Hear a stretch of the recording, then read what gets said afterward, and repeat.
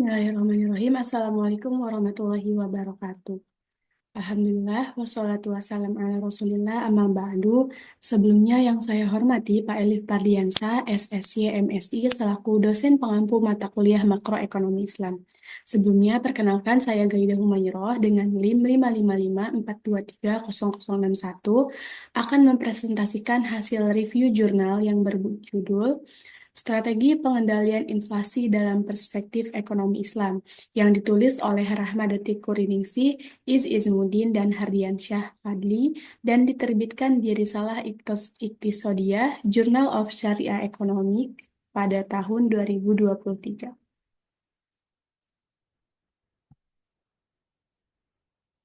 Masuk pada bagian yang pertama yaitu abstrak. Jurnal ini meneliti atau membahas tentang bagaimana cara pengendalian inflasi dari perspektif ekonomi Islam. Metode penelitian yang digunakan adalah studi literatur. Penelitian ini mengungkapkan bahwa inflasi dapat dikendalikan melalui penerapan sistem moneter berbasis syariah, pengelolaan mata uang dari perspektif Islam, distribusi pendapatan, dan investasi yang adil di sektor produktif serta pengawasan dan pengaturan melalui regulasi ekonomi. Penelitian ini memberikan kontribusi baru dengan memadukan analisis ekonomi konvensional dengan prinsip-prinsip ekonomi Islam dalam memahami dan mengatasi inflasi. Hasil penelitian ini menunjukkan bahwa strategi pengendalian inflasi dari perspektif ekonomi Islam menawarkan solusi yang komprehensif dan berkelanjutan dengan mempertimbangkan dimensi moral, sosial, dan ekonomi. Implementasi strategi tersebut memerlukan komitmen yang kuat dari semua pihak. Kemudian bagian selanjutnya yaitu bagian kedua adalah pendahuluan. Menurut Karim, 2017, inflasi adalah fenomena moneter yang dapat menyebabkan penurunan nilai mata uang terhadap barang tertentu. Akibatnya, fungsi uang sebagai alat tukar menjadi terganggu, harga-harga menjadi tidak seimbang, dan output di pasar produksi mengalami gangguan. Hal ini juga berdampak negatif pada efisiensi dan investasi produktif, serta dapat menimbulkan ketidakadilan dan ketegangan sosial di masyarakat. Inflasi dalam perspektif Islam dijelaskan oleh Al-Makhrizi. Inflasi merupakan fenomena yang telah ada sejak zaman dahulu, ditandai dengan peningkatan harga secara umum serta kelangkaan barang dan jasa.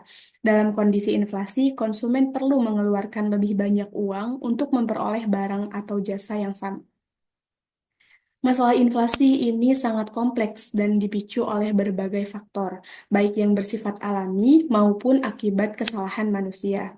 Inflasi adalah kondisi ekonomi yang selalu menarik untuk dibahas karena dampaknya yang sangat luas terhadap perekonomian secara agregat atau keseluruhan atau disebut juga makro, termasuk pertumbuhan ekonomi, stabilitas ekonomi, daya saing, tingkat suku bunga, dan pemerataan pendapatan. Masalah inflasi selalu menjadi tantangan dalam perekonomian dan sering menjadi agenda utama bagi pemerintah serta pengambilan kebijakan. Selanjutnya masuk kepada bagian isi yang subbab pertama yaitu inflasi dan faktor-faktor yang mempengaruhinya. Menurut Keynes, inflasi timbul karena masyarakat memiliki ambisi untuk melampaui kemampuan ekonomi mereka, sehingga meningkatkan permintaan efektif atas barang-barang atau permintaan agregat melebihi jumlah yang tersedia atau penawaran agregat. Ini menciptakan celah inflasi. Batasan jumlah stok barang atau penawaran agregat ini terjadi karena dalam jangka pendek, kapasitas produksi tidak dapat diperluas untuk menyesuaikan kenaikan permintaan agregat. Menurut Hasan, secara kuantitatif, inflasi diartikan sebagai suatu surplus dalam kuantitas uang yang beredar yang menyebabkan terjadinya kelebihan pada tingkat harga secara umum. Secara dampaknya, inflasi diinterpretasikan sebagai gejala adanya kelebihan pada tingkat harga umum. Menurut Taqiyuddin Ahmad bin Al-Makrizi, inflasi dapat dibedakan menjadi dua kategori penyebab. Yang pertama yaitu inflasi eh, alamiah, dan yang kedua itu inflasi yang disebabkan oleh kesalahan manusia atau human error.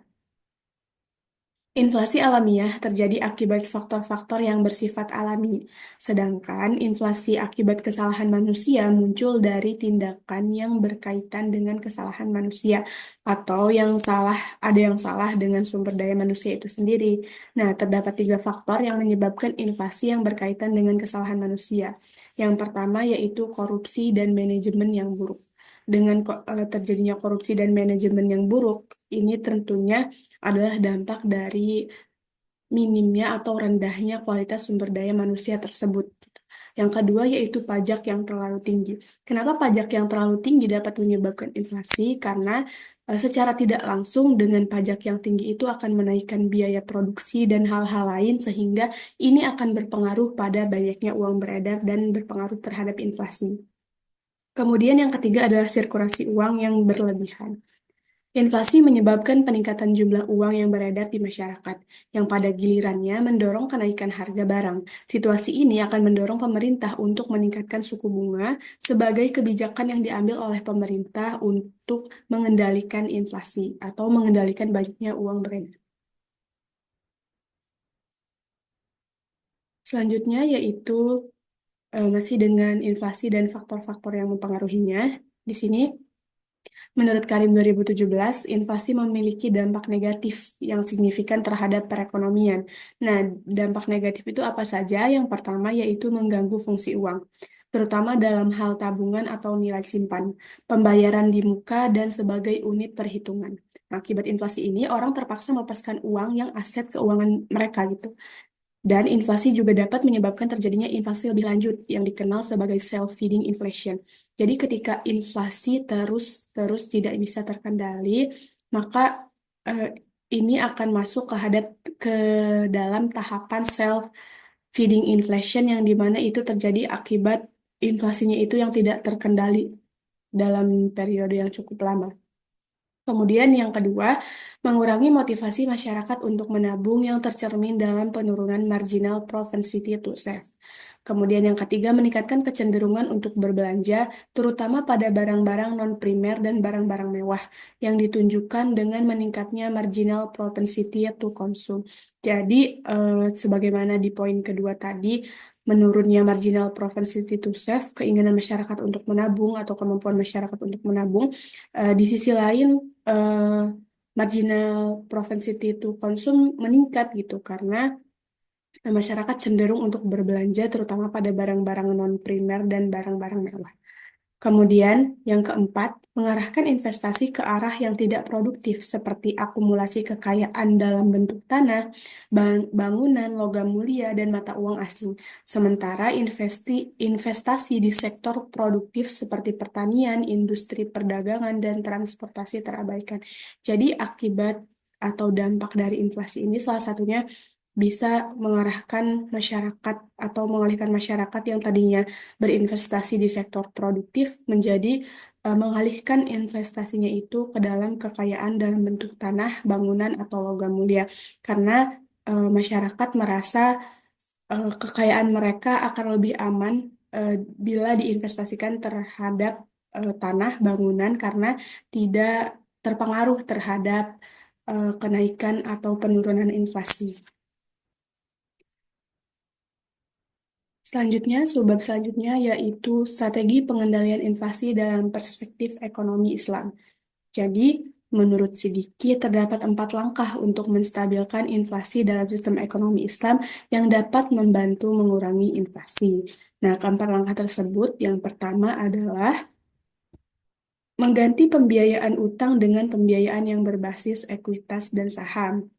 Kemudian, langkah kedua adalah memanfaatkan zakat dan hukum waris yang berpengaruh pada distribusi pendapatan, terutama bagi kelompok masyarakat yang kurang beruntung. Dengan demikian, zakat dan waris dapat mempengaruhi komposisi permintaan agregat sehingga mengurangi fluktuasi permintaan tersebut. Jadi, salah satu hal yang membedakan dari penanganan inflasi atau pengendalian inflasi menurut perspektif konvensional dan Islam itu, di mana dalam perspektif Islam itu adanya instrumen zakat. Jadi, zakat hadir sebagai suatu solusi atau cara untuk agar dapat pendistribusian kekayaan itu merata gitu, sehingga permintaan agregat ini berkurang fluktuasinya gitu. karena eh, harta atau kekayaan itu tidak bertumpuk pada satu orang atau kelompok, sehingga kelompok-kelompok yang rentan atau masyarakat yang kurang beruntung juga dapat membelanjakan pemberian dari zakat itu, gitu, yang nantinya akan mempengaruhi terhadap permintaan agregat. Kemudian, selanjutnya yaitu mengurangi konsumsi yang berlebihan dan mendorong gaya hidup konsumsi yang lebih moderat, yang akan berkontribusi pada penurunan permintaan agregat. Nah, setelah langkah kedua tadi, langkah ketiganya adalah mengurangi konsumsi yang berlebihan. Jadi sebagaimana dalam Islam adanya etika konsumsi gitu. Jadi di dalam perspektif Islam konsumsi tidak hanya asal konsumsi dan membeli barang gitu, tapi terdapat beberapa nilai yang diterapkan, salah satunya yaitu eh, adanya etika berkonsumsi yang dimana konsumsi tidak hanya diniatkan untuk memenuhi kepuasan diri, tapi juga diniatkan sebagai untuk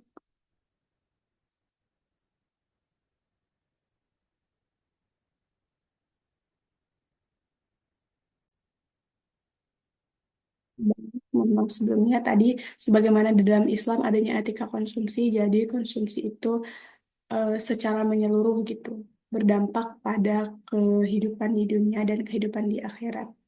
Kemudian yang keempat, yaitu dalam pandangan pemerintah Islam, uang publik dianggap sebagai amanah, sehingga pengeluaran publik harus dijaga dalam batas-batas yang ditentukan oleh sumber daya yang tersedia. Pembiayaan publik melalui utang pemerintah yang dilakukan karena tidak adanya tingkat bunga yang telah diterapkan sebelumnya.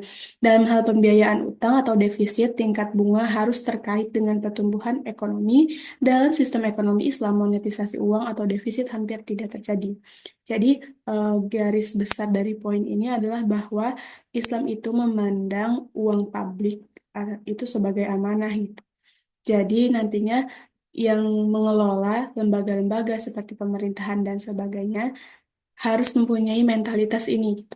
Jadi nantinya segala kebijakan yang diambil oleh pemerintah atau lembaga-lembaga terkait itu ya tujuannya untuk melaksanakan amanah yang dimana dalam ekonomi Islam itu tujuannya adalah untuk maslahah atau kesejahteraan umat.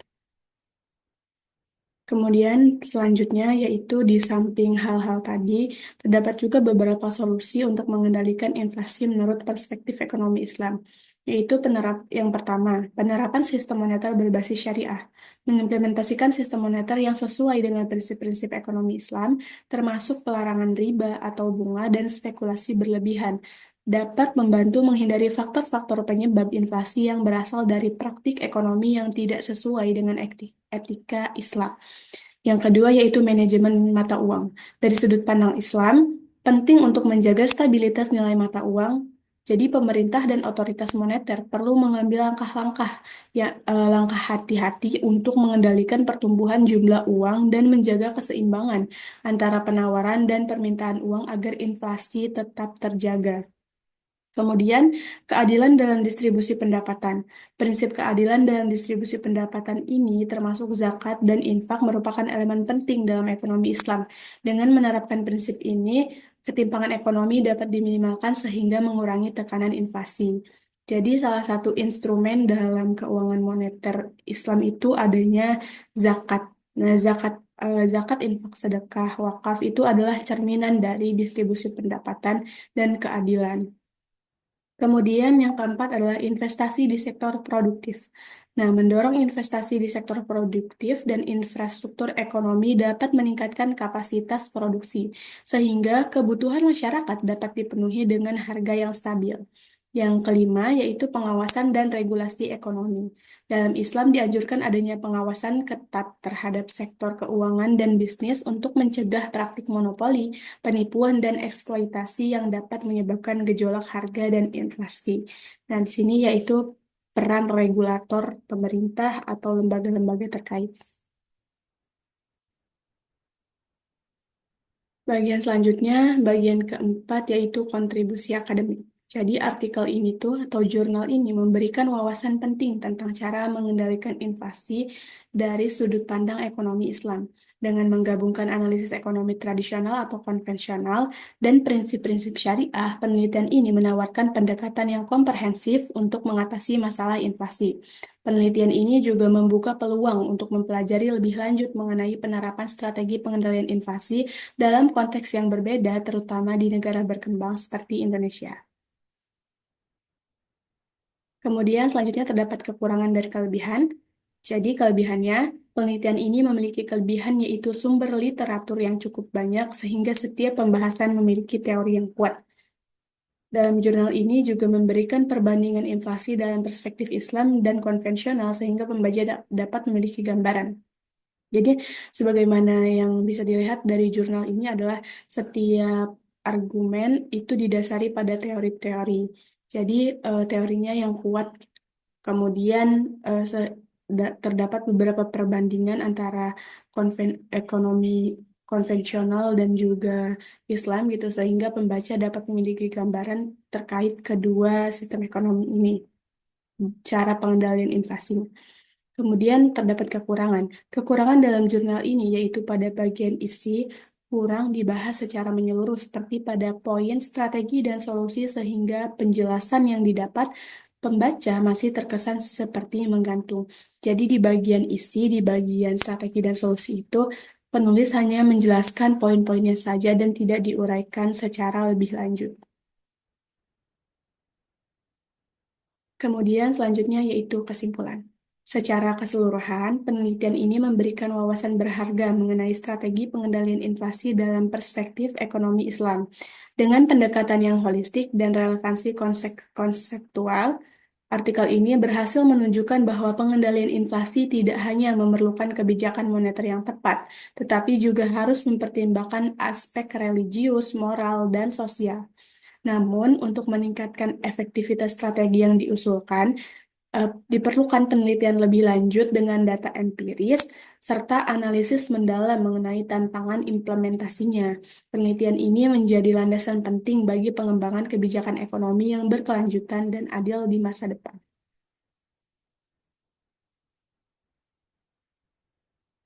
Baik, cukup sekian presentasi yang dapat saya sampaikan.